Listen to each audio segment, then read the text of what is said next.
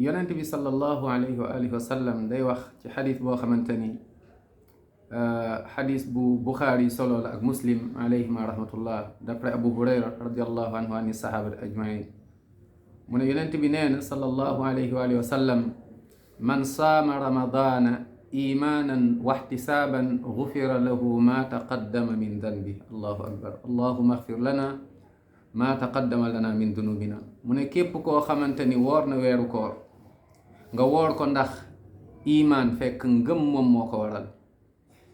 allahu akbar.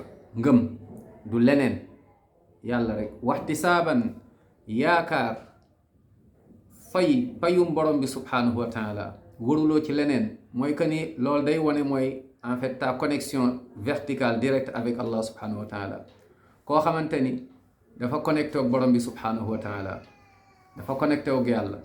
mu ne képp koo xam ne woor na weeru koor imaanan waxtisaaban nee na gufira lahu ma taqaddama min dami, dañ koy jéggal ay bàkkaaram. yàlla na yàlla jéggal ñu suñuy bàkkaar, yàlla na borom bi subhanahu wa taala jéggal ñu suñuy bàkkaar. kon nañu góorgóorlu woor weeru koor comme ni ko yonent bi jàngalee sallallahu alayhi wa alihi wa sallam. nañu góorgóorlu woor weeru koor comme ni ko yonent bi jàngalee sallallahu alayhi wa sallam. yàlla na yàlla may ñu weeru koor, yàlla nangul ñu ko, yàlla boole ñu ci ay xaritam.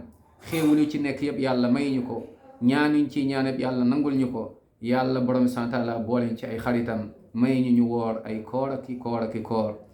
képp ku nekk ci situation bu jafe yàlla taxaw la ci zahiran wa batinan. ñi feebar ñëpp yàlla na yàlla may leen wér, ñi gaañu yàlla jéggal leen, ñu nit yàlla na yàlla may ñu mujj bu rafet. kàddu guy mujjee génn suñu gémmiñ avant ñuy génn àdduna muy laa ilaha illallah muhammadun rasulullah, fekk ni dañ ko gëm, fekk ni dañ cee wóolu borom bi subhanahu wa taala. yàlla may ñu leeru bàmmeel ak texe bés penc. amin ya rabbal alamin.